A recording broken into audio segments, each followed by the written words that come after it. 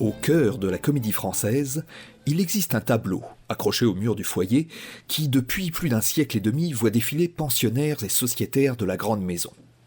Intitulé Farceurs français et italiens depuis 60 ans et plus, il porte la date de 1670. Cette peinture fortement évocatrice a été fréquemment reproduite pour illustrer certains aspects de la vie théâtrale au XVIIe siècle. Sur une scène éclairée à la chandelle, se pressent des acteurs en costume bigarré, saisis dans l'attitude typique de leur rôle fétiche. Côté italien, on reconnaît des figures de la commedia dell'arte, dont les noms et l'emploi nous sont encore familiers. Arlequin, le valet goinfre, Polichinelle, le fripon rusé, ou Pantalon, l'avare libidineux. Le groupe des farceurs français est en revanche plus intrigant. Quel est le lien entre Molière, représenté au bord gauche du tableau, et ces étranges figures masquées aux noms excentriques, Turlupin et Guillot Gorju? Que font ici les personnages de Jodelet et de Matamor, dont Scarron et Corneille nous ont transmis la mémoire? Et ce mystérieux Philippin qui couve la scène d'un œil ironique du haut de son balcon, qui est-il? Cette image si connue interroge. Qu'est-ce au fond qu'un farceur français? Et si, à en croire les lexicographes de l'époque, cette appellation était un terme de mépris, pourquoi avoir voulu conserver la mémoire de ces comédiens déconsidérés sous la forme d'une peinture de qualité? Dans un article de 1879, le journaliste Auguste Vitu, qui attribue le tableau au peintre apulien Antonio Verrio, 1639-1707, apporte un éclairage sur l'horizon culturel de cette œuvre, en la rapprochant d'un témoignage du dramaturge Palapra. Ce dernier y évoque ses soupers chez le peintre en compagnie des comédiens italiens du Palais Royal.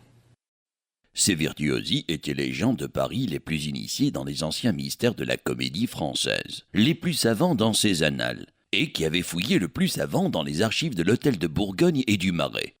Ils nous entretenaient des vieux comiques de Turlupin, Gauthier-Garguille, Gorgibus, Crivello, Spinette, du docteur, du capitaine, Jodelet, Gros-René, Crispin. Ce fut donc dans ces dîners que j'appris une espèce de suite chronologique de comiques, jusqu'aux Sganarelle, qui ont été le personnage favori de Molière. Les Pasquins et les Merlin ont eu leur mode depuis. Le créateur du tableau aurait donc voulu reconstituer une généalogie symbolique des acteurs du XVIIe siècle spécialisés dans le genre comique, rattachant les Français et les Italiens à une souche commune.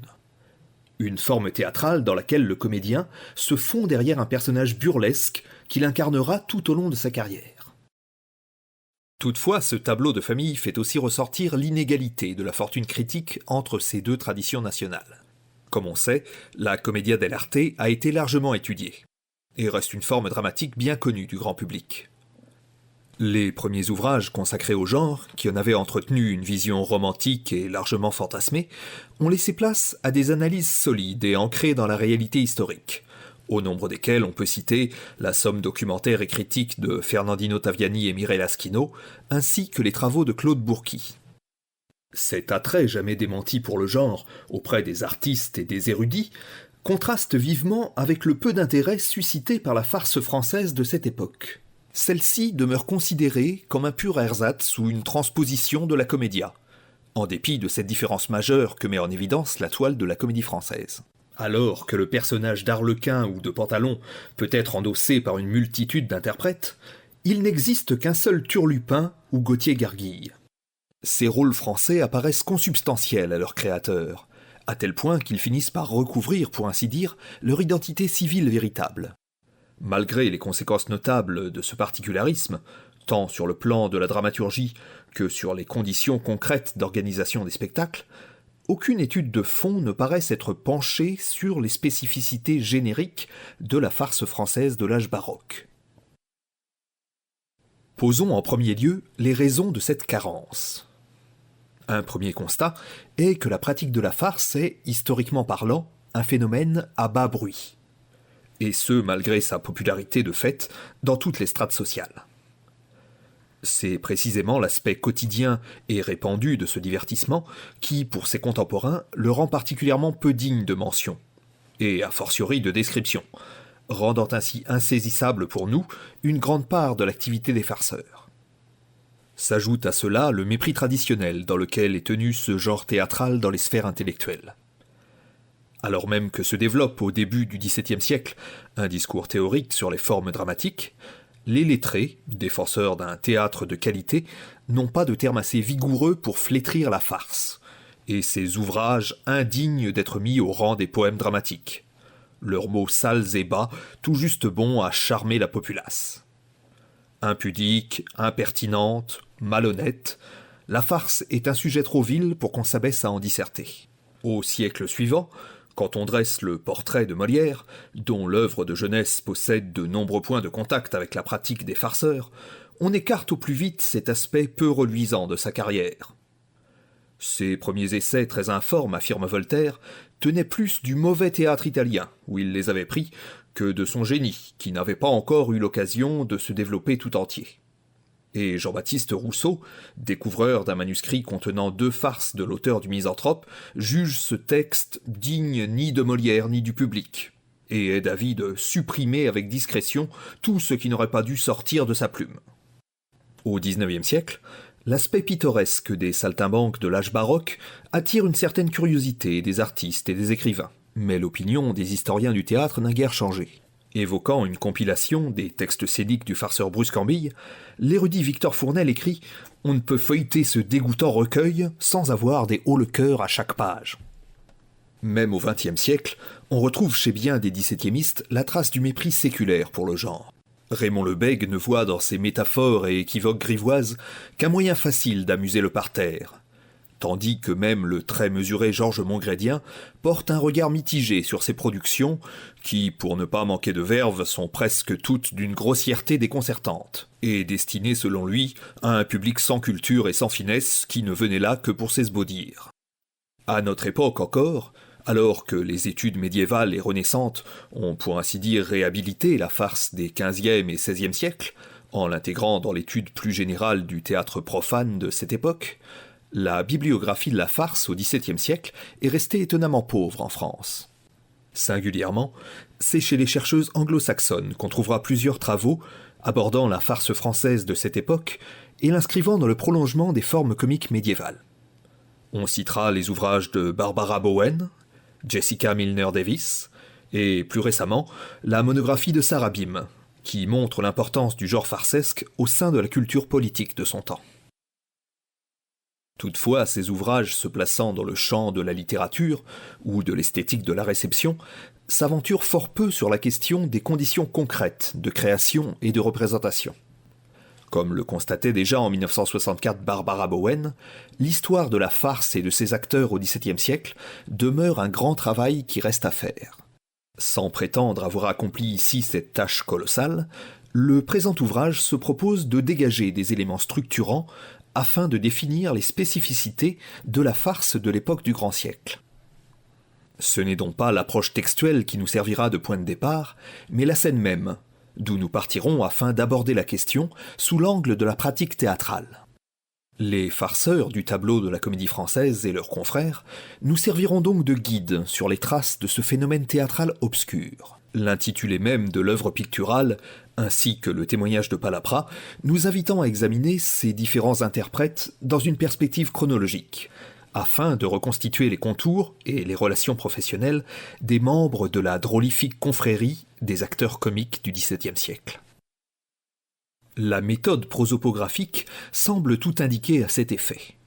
Comme on le sait, celle-ci se propose de dresser la biographie collective d'un milieu spécifique, en établissant des notices individuelles et en les croisant, dans le but de faire ressortir les éléments communs et les écarts différentiels au sein de ce groupe. Toutefois, la nature même du sujet étudié nécessitait de porter le présent travail au-delà de la collection raisonnée de notices biographiques. Pour ce faire, prenant acte de la nature double du concept de farceur, qui désigne tout à la fois le comédien et la créature fictionnelle qu'il incarne, nous proposerons donc tout à la fois une prosopographie dans son sens académique, une étude de l'individu dans son rapport à son groupe socioculturel, et dans le sens étymologique, une analyse descriptive du masque, du personnage de théâtre.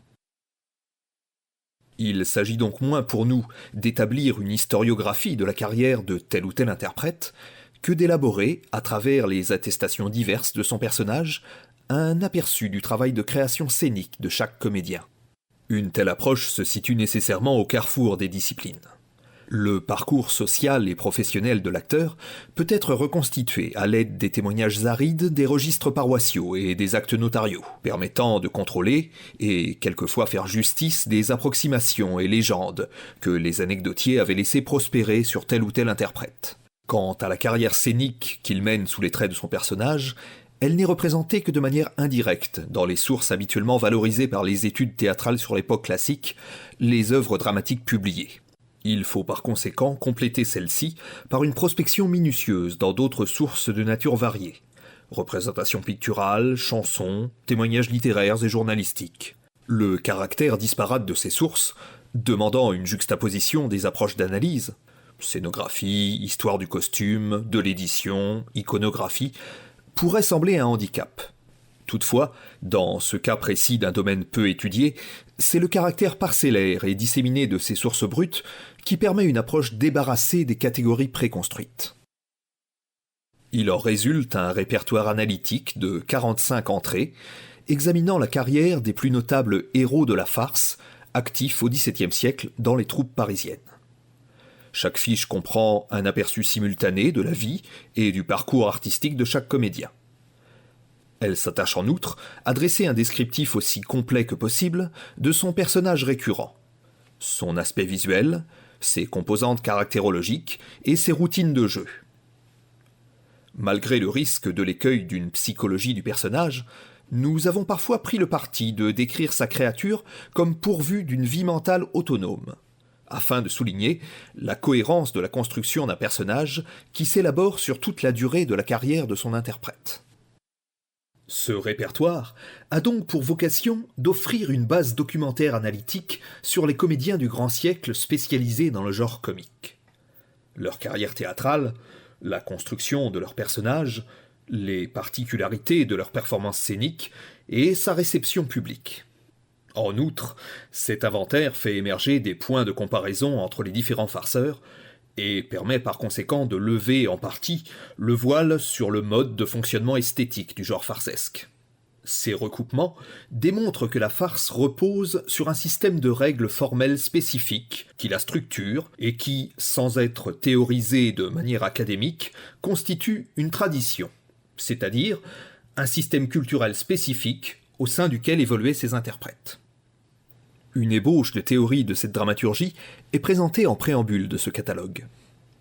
Après un bref historique de l'évolution du genre de la farce, depuis ses origines jusqu'au commencement du théâtre professionnel, nous analyserons la fonction de cette forme spectaculaire au sein de l'économie théâtrale du XVIIe siècle. Nous passerons ensuite en revue les différentes sources médiatiques susceptibles de fournir des témoignages éclairants sur la mécanique dramaturgique propre au genre. Cette documentation permet de constater que les comédiens farceurs choisissaient leurs personnages récurrents au sein d'un nombre réduit de figures archétypales, associées chacune à une fonction dramatique spécifique. La présence simultanée sur scène de ces personnages rattachés à des types contrastés formait un dispositif dramaturgique, servant de base à l'intrigue de la scénette. Ce procédé influant sur les logiques de distribution dans les compagnies théâtrales, et conditionnant dans une large mesure leur politique de recrutement, on trouvera à la suite une série de tableaux chronologiques, illustrant la carrière des différents farceurs au sein des troupes parisiennes. Ces éléments permettent d'offrir le contexte requis au catalogue de la joyeuse cohorte des comiques des théâtres parisiens, classés par type et par ordre chronologique, qui constitue la seconde partie de ce volume. Si cet ouvrage ne saurait donc constituer une histoire complète de la farce en France au XVIIe siècle, nous désirons cependant y offrir les fondements documentaires pour entreprendre le grand travail appelé de ses vœux par Barbara Bowen. En jetant une lumière nouvelle sur un pan mal connu de l'art des professionnels du théâtre commercial émergent, cette étude espère en outre rendre une reconnaissance légitime à une forme dramatique discrète, mais constitutive, elle aussi, de l'histoire mouvementée des spectacles de la première modernité.